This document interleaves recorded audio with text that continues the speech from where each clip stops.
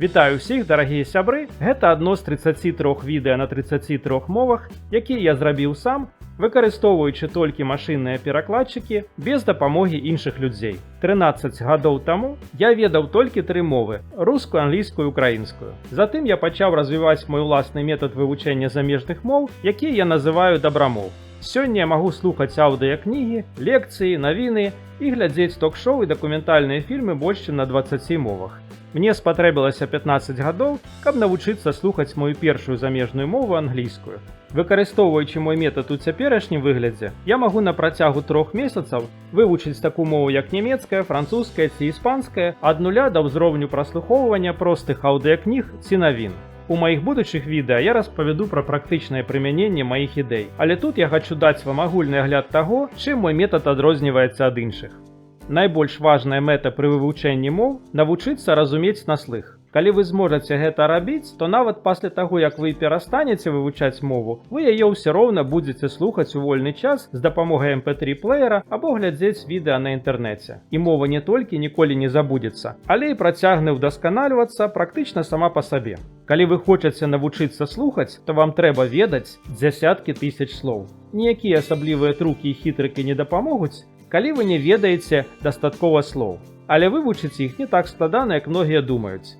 Іншыя метады альбо выбіраюць некалькі сотняў слоў і паліруюць іх да дасканаласці, ігнаруючы астатнія, альбо сцвярджаюць, што словы патрапяць у вашу памяць самі па сабе, калі вы будзеце проста пасіўна чытаць ці слухаць, не спрабуючы іх вывучаць знарок.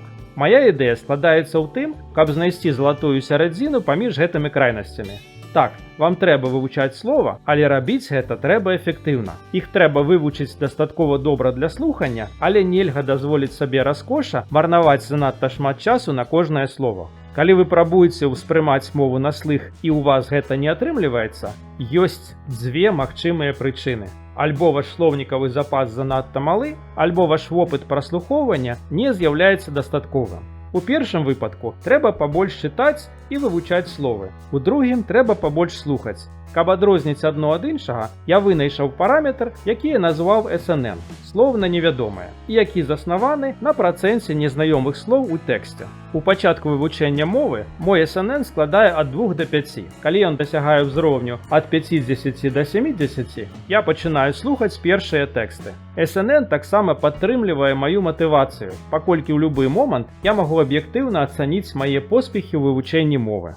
На пачатку я не слухаю нічога, акрамя песень і слоў з размаўляючых слоўнікаў. Я не раблю практыкаванне праслухоўвання, не слухаю спрошчаныя тэксты, не чытаю падчас або прама перад слуханнем, не чытаю ўслых і не выкарыстоўваю ніякія іншыя асаблівыя трукі. Калі я не ведаю дастаткова слоў, то ніякія хітрыкі і трукі не дапамогуць разумець на слых.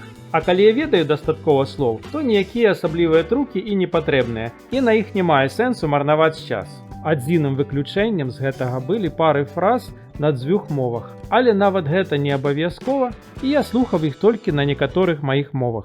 Нудную інфармацыю значна складаней запамінаць. Асновай майго метаду з'яўляецца чытанне рэальных цікавых тэкстаў і вывучэнне слоў з іх. Тэксты могуць быць любымі – кнігі, газеты, песні, навуковыя артыкулы, нават сацыяльныя сеткі. Усё, што цікава асабіста вам. Сам я выкарыстоўваў усё, уключаючы субтытры да фільмаў, літаратурныя творы, газеты, паведамленні ў сацыяльных сетках і гэтак далей. І нават сёння, калі вы напішаце мне каментар, я выпішу і вывучу ўсе скарыстаныя вамі словы, якія апынуцца для мяне новымі. Чым цікавей тэксты асабіста вам, тым лепш вы запомніце ўзятыя з іх словы. Акрамя таго, калі вы выбіраеце цікавыя для вас тэмы, то вы будзеце вывучаць менавіта тыя словы, якія адпавядаюць вашым інтарэсам. Пасля таго, як я выпісваю новыя словы, я вывучаю іх на працягу наступных некалькіх дзён, выкарыстоўваючы мае ўласныя метады запамінання. Гэта ключавая частка майго метаду, і я распавяду вам усе падрабязнасці ў маіх пазнейшых відэа, пасля таго, як я растлумачу агульную філасофію майго метаду.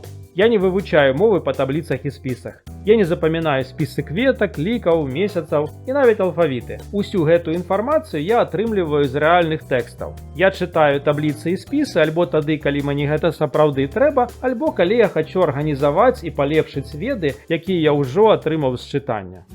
Я не раблю пісьмовыя практыкаванні з падручнікаў. Калі ў мяне з'яўляецца жаданне нешта напісаць, я пішу рэальныя лісты, каментары і паведамленні ў сацыяльных сетках, выкарыстоўваючы онлайн-перакладчыкі, правіла граматыкі і мой уласны вопыт, які я атрымаў ад чытання і праслухоўвання. Я звычайна не вывучаю граматычныя правілы на раннім этапе. Максімум чытаю уступныя артыкулы ў інтэрнэце ці праглядаю невялікую кніжку па граматыцы.